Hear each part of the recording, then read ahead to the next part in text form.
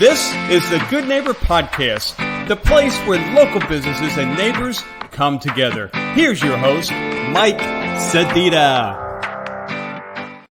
Hello out there and welcome to the Good Neighbor Podcast. I'm your host, Mike Sedita. We're recording episode number 160 and we have the pleasure of being joined today by Joanne Glenn. She is the principal of Angeline Academy of Innovation. Joanne, how are you doing today? I'm great. Thanks so much for having me on. We're so glad to have you on. I am very interested in learning about all the great things you guys are doing at your school. A little bit about the Good Neighbor Podcast and what we do, just so you understand how we got here today. The Good Neighbor Podcast started back in 2020 during COVID when you guys were shut down and everybody needed to be socially distant and we couldn't get in the same room with each other, as a way for schools and businesses and charity groups to get their message out to the community. And here 4 years later, we have podcasts in Atlanta and Virginia and Philadelphia and all over the country.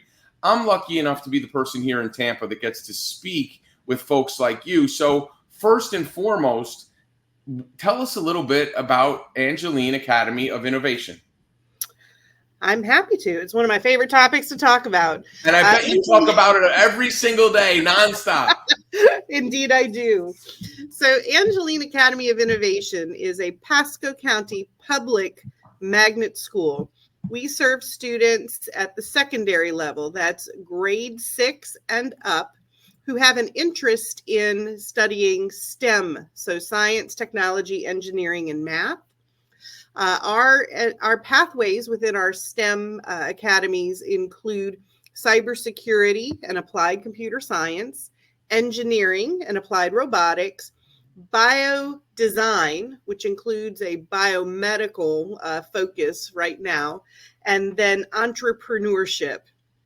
And so students who have an interest in deepening their study of these focused areas could consider enrolling here at Angeline. Our students are given a very specialized series of courses where they can earn industry certifications.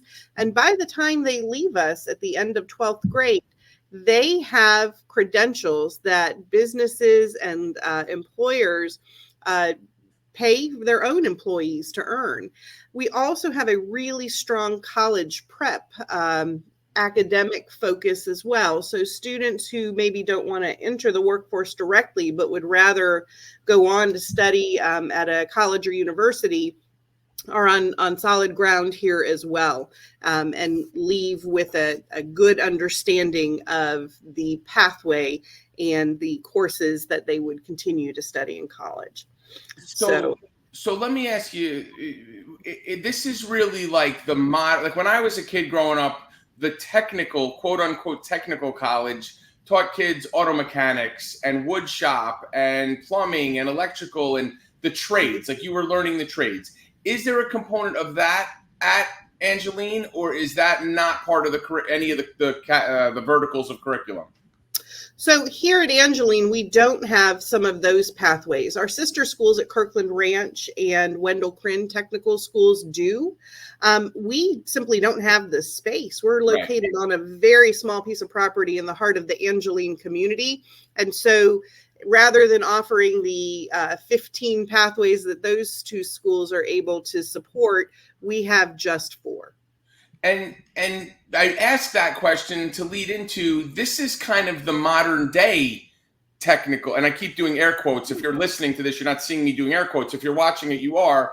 This is the modern day technical college. So the big question, and just a little bit, breaking down the fourth wall here a little bit, I am a little bit familiar with the schools that you have in your system. I do have an affiliation with Wendell Crinn a little bit with some of their programs. So I'm familiar with, at their school, some of the cybersecurity offerings that you guys have are like getting kids that are getting out of 12th grade that are employable at like right out of high school, correct? That's correct. So it's exciting because what many employers are telling us is that they're not necessarily as concerned that students have a university degree. they are really much more concerned about what our students know and are able to do. And Right. they are willing to back that up with some really solid entry-level salaries in these fields. It is really crazy to think, look, I'm aging myself a little bit. I'm going to be 52 in a few months. But when I was coming through school, through high school, it was you need to either go in the trades or, college, college, college. And Mhm. today's day and age, college isn't necessarily that like main track that people go on, because kids go to college, they get $150,000 into debt, and they're paying it off, and they're close to retirement age. 30 years of paying off college debt. So this type of track, do you see it becoming so much more popular simply because it's giving the kids this, it's giving these young adults the skills to get where they need to be? I don't want to say immediately, but pretty rapidly, as opposed to going and getting a 4-year degree just to try to find a job at that point. I do think it is more attractive to young people who know very clearly what they want to do. These are high wage, high skill careers, and employers who are making offers to the graduates of our career academies here in Pasco County are willing to pay for post-secondary education if they've got candidates that are ready to get started, and have marketable skills that they can capitalize on. And those industry credentials are that portfolio that tells a potential employer that these students are the real deal. They have done it. They can show you how to do it. And you're not going to maybe have that learning curve that would delay them becoming, productive and positive members of a team. Okay, so you said 4 programs. If you could, I don't want to rank them, but I do kind of want to rank them in a sense that from a enrollment standpoint, not necessarily what's more popular or what's more lucrative, but currently as we sit here on this podcast, what is the enrollment levels of each of those programs, and what is the total enrollment at the school? So this year, which we are just winding down our very first year, we have about 800 students at this time. Grades 6 through 10. New schools tend to not open with 11th and 12th grade. We grow into those, and that gives us a chance to, kind of get things set up so that we're ready to graduate students. In our first school choice window for next year, we accepted 500 more. So we anticipate settling in between 1,300 and 1,400 students. And in terms of our pathways, our most sought out pathway right now in terms of enrollment is our biodesign pathway. It is specifically right now a medical focus. One of the unique characteristics of our school is that it is situated right across the new Ridge Road extension from the new Moffitt campus called Spiros. Yeah. So we have a large number of students who are very interested in a medical related career. And biodesign is a broader umbrella term because it encourages students to integrate not just medical knowledge and training, but to leverage the problem solving and skill set from engineering. So students in the biodesign pathway may look at, sustainable building practices, wearable, implantable technology, and kind of expand out so that they're not necessarily only targeting a medical career per se. So that is our most popular pathway right now, but our engineering pathway is a close second. And I think that is probably because it is a fairly traditional and well understood pathway. And it's a lot of hands-on and like building. We have a strong robotics foundation. So our students are learning about automation and manufacturing and building competitive robots. But what's interesting to me about about the way the initial enrollment has fallen this first year is that the cybersecurity field is actually one of the fastest growing fields around the world. And I think that as we look at working with our middle school students who haven't yet selected a pathway, we want to make sure that they understand what the cybersecurity and applied computer science field has to offer, because they may not have family members who work in that field, and they may be overlooking a great opportunity. Yeah, so it's funny. There's a couple things out of everything you just said there. So your first graduating class is going to be 2026. Yes, that is right. Correct. And how big of a radius do you pull from? I mean, can kids all over Pasco County, if they're in Dade City or Newport Richie, come into the school if they qualify or meet whatever the level is? That's an excellent question. So our district has established, we'll say, regions. So there's an east region that begins around the Cypress Creek area and extends to the eastern side of the county. Students who reside there go to Kirkland Ranch Academy of Innovation. They have the same programs that we do and more. And you guys are kind of in the middle. We're the central pathway. So we go from approximately Cypress Creek over to the Hudson High area in the north end, and a little further south, we kind of go as far over as like Oakstead, Sunlight area. And then the western side, they go to Wendell Crin. Right. And, so they're our nationally recognized first magnet high school. And so, there are good options in every area of the county that offers these programs. So the other thing you mentioned with the biodesign group, it's almost like a pre-med, but you're not locked into that category. Because like I had a friend of mine, 100 years ago, went to Penn State to go pre-med. And like after our freshman year, I said, what do you think? And he said, well, I'm switching my major to like biochemistry or whatever it was. And when we talked about it, he was like, look, if I get done with 4 years of college as with a pre-med degree, and I don't decide to go to medical school, I'm kind of like pigeonholed into this thing. Yeah. So it's great to see the way you guys have this set up. It's almost like saying, hey, look, this is the narrow corridor you can go around, but we're not pushing you down it right out of the gate. It's almost like a wider lead in so you could feel it out.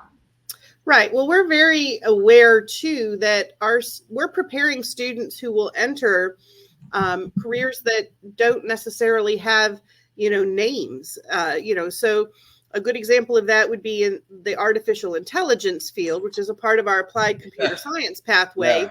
Yeah. Nobody 5 years ago knew what a prompt engineer was. That's a new job. So we want our students to explore. We want them to find ways to combine some of our coursework, because students who have a broad foundational set of skills are going to be able to leverage those in a variety of settings.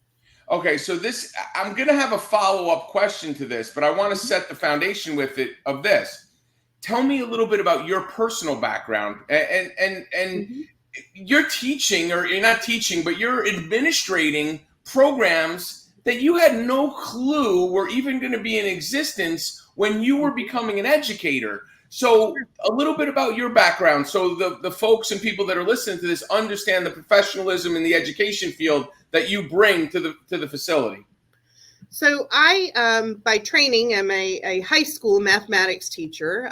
So I graduated from the University of Florida in '94 with a degree in pure math. So I am a hardcore geek. But one of the things that I have always used as an educator is technology. So I started my journey as an educator 30 years ago. My kids built websites. They used graphing calculators before those were as pervasive as they are now. And I taught online for many years. And then I had the opportunity here in Pasco County to open our district's virtual school, Pasco eSchool, and really help provide an adaptable and flexible option for families to include virtual instruction full-time and part-time. And I think that one of the reasons that the opportunity to come back into a building appealed to me is that the vision for this school is to think differently about how we use time and space and resources, that we are leveraging technology in a one-to-one environment. But because I am a STEM person, and my own son went through a STEM high school and middle school in Tampa, I understand what this kind of education can offer to students. And I believe wholeheartedly that if we can cultivate the safe risk taking, the person who says, well, I don't know exactly what's going to happen, but let's give it a try. Challenging the envelope in a safe environment. Correct. So right. if we can foster that sort of exploratory, risk taking kind of mindset, that's really what the people who innovate do, right? So they look around and they're like, yeah, this is okay, but what if we just made this adjustment over here? Right. What if we tried it this way? And that's when you start to see things get better. There are also some, funny failures and flops and things like right. that, but you learn if you're paying attention. Every single one of those trials teaches you something. And so that's really what our philosophy is, giving our kids authentic learning experiences, cheering them on when they want to stick their necks out and try something different. And then if it doesn't work out, really coming back and saying, okay, but what did we learn from this? When we try again, how are we going to improve? And teaching them that doesn't mean that you're a failure. It just means that trial didn't succeed. Right. And so that's, I think, because I have walked that walk as an educator. I built a school that originally, as the virtual school, started off as sort of a little niche fringe program serving only 1,600 students, to building the third largest virtual school in the state that won national awards. I think that my professional background led people to think, she could just actually do this. And she's the kind of person who's not going to be shackled to, well, we've always done it this way. This is the only way that it can get done. So I hope that, my teachers and my students know that I'll try, really anything that they've, thought out and got a solid plan in place. We'll give it a go, because we're going to learn no matter what. That's the worst case.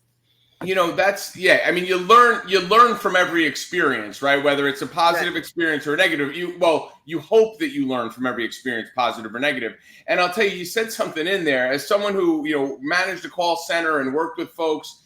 When people would come to me with questions, the biggest thing that would drive me nuts when I would say, well, how did you do this? And they would tell me how they did it. And I would say, well, why did you do this? And they would say, well, that's the way we've always done it. And I banned it. I'm like, I don't want to hear anymore. This is the way we've always done it. I want you to tell me what way you think will make this go better, because it's clearly not working, or it's working, but it's like working at like a baseline level of how things should work. So I love that. And I got to tell you, going out to Wendell Crinn and being out there with some of the students in Linda Bourne's class and seeing how they collaborate with one another, and the way high school is, it just blows my mind. It's like going, again, we're kind of about the same age. If you graduated in 94 from college, we're probably about the same age, or near to it. And like my high school experience and then going there, it's like being like when in Planet of the Apes, when Charlton Heston gets dropped on the island, on the planet, and everything is just totally bizarro world. My classes just weren't like that. It was a bell rings, you walk to a class, you sit down, you open your book at the desk, you listen to the lecture, you take the note, and that just wasn't, it was such a collaborative, like neuron firing environment that it really is refreshing to see how that's done. Is there still at the schools, at your school, is there still any traditional, like there's no pep rallies, there's no football team, there's no any of that? Your students aren't those students. Well, I would push back on that. Wendell Crinn and Kirkland Ranch don't include athletics, but my school does include band, visual arts.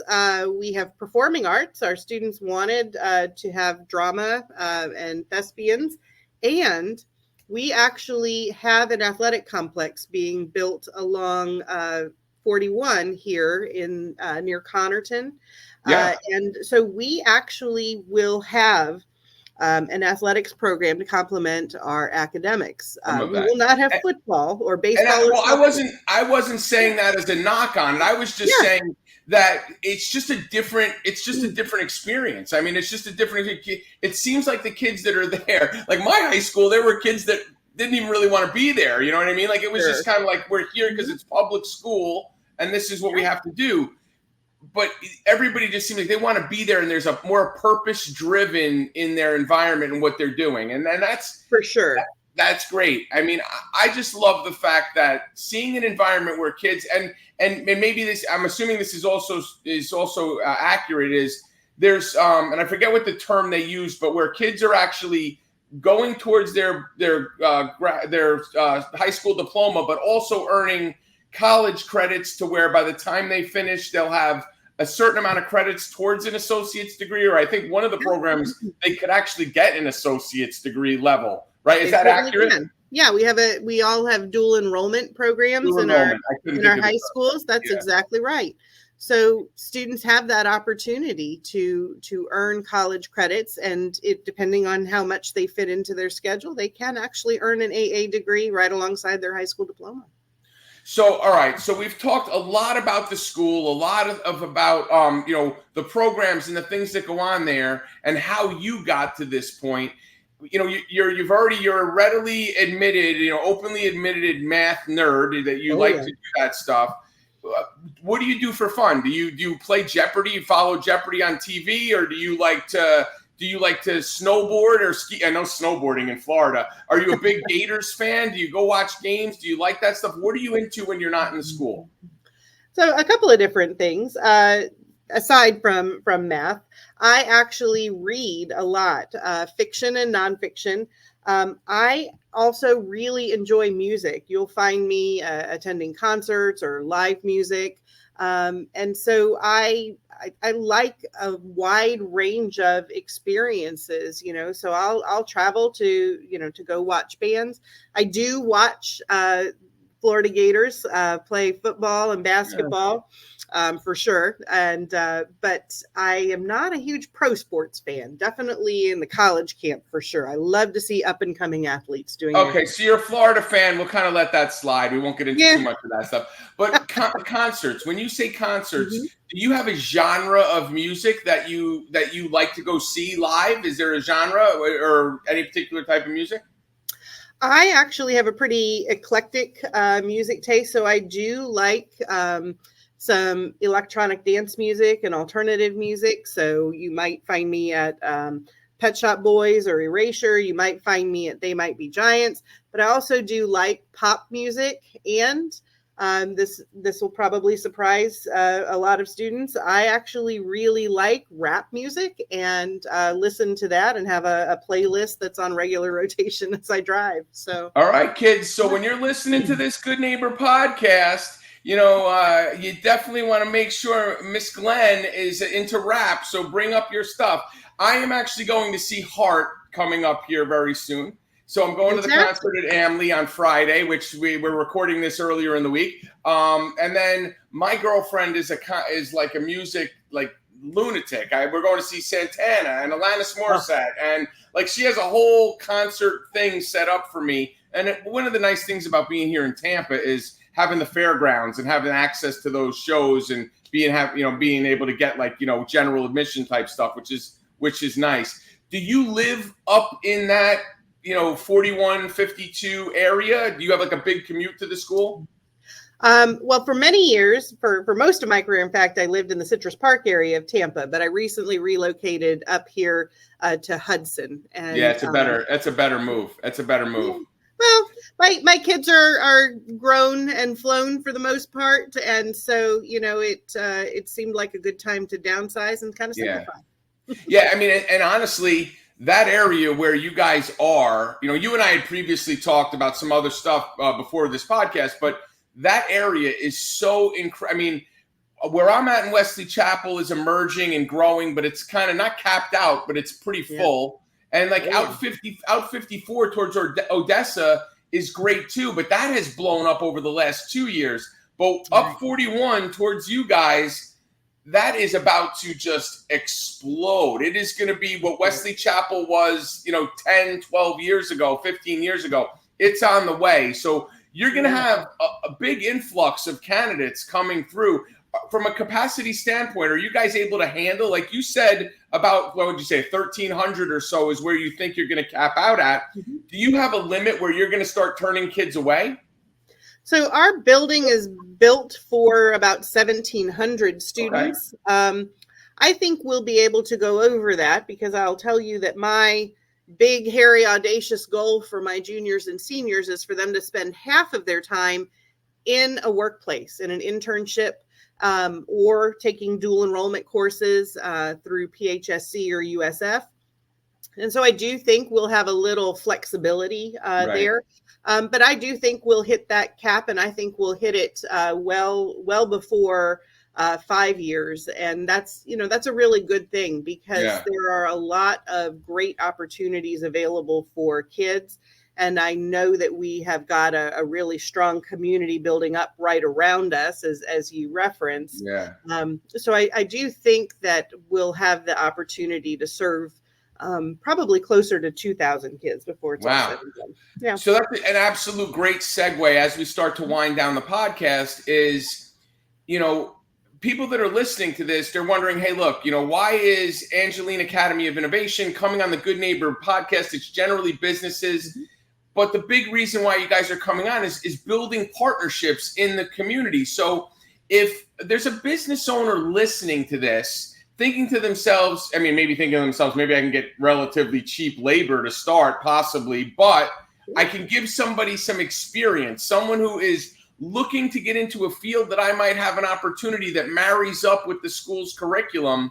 How do those businesses partner with you guys? What's the best way? How do they learn about what you guys are looking for and how they get to become a part of the school? Well, I am so committed to building those partnerships. I have a member of my team that is dedicated to just that. Her name is Sandra Ragusa, and she is our career specialist. So she would be someone that you could call the school at 813-346-2500 and ask for Sandy, or our career specialist. And she'd be able to talk a little bit more about ways that businesses can partner with our school to offer opportunities for our students, and just to keep tabs on our growth. But we'd love to chat for sure. So, Sandy, when your phone starts ringing, and we're going to say Joanne gave out your phone number on the Good Neighbor podcast, and we shared it everywhere. So now when the phone starts ringing, don't blame me, Sandy. Don't come talking to me. Definitely talk to Joanne. So, folks, if you're listening to this, I can tell you I've had experience in the school system, not at this school, at another school in the Pasco County school system that has these magnet schools that offer these programs to these kids, that gives them an environment to grow and to learn in a place where they are free to take chances and try to make mistakes and grow and really become productive members of society quicker than going to necessarily a 4-year university. Now, they still can do that through these programs, but this gives them an opportunity to fast start it. The schools are great. I'm definitely a proponent of it, and I love to see people in the community get involved. So if you're a business owner, we'll give her name again, Sandra Ragusa, 813-346-2500. Ask for Sandy. Tell them Joanne said to give her a call and find out how you get involved. Take part, give back to your community. Joanne, anything else you want to leave the listeners with as far as that they need to know about the school, or anything you guys have going on and how we can help? I would just say that if you live in the central area of Pasco County and you have a student who is highly interested in science, technology, engineering, or math, keep an eye on us. We would love to have the opportunity to have your child attend. And because we are a dedicated magnet school, that means we are a school by application, not location. you would need to apply during our district school choice window in order to have your student attend here. And I hope you'll consider it if you feel like it's a good fit. And lastly, as we close out, when is that window? Because there is a window coming up right now, right? Isn't one coming in the next couple months? There'll be one opening in July. And so we just finished one here in April. And so the next one for the upcoming school year will be in July. So, folks, if you're a parent with a child that wants to get involved, you need to apply. Look up Angeline Academy of Innovation. Get your application in. Get your kids started today. Joanne, Glenn, thank you for being a good neighbor. Thank you for being on the Good Neighbor podcast. I really appreciate your time. Thank you very much for having me. We appreciate your efforts to help us spread the word. Thanks for listening to the Good Neighbor Podcast Pasco. To nominate your favorite local businesses to be featured on the show, go to gnppasco.com. That's gnppasco.com or call 813-922-3610.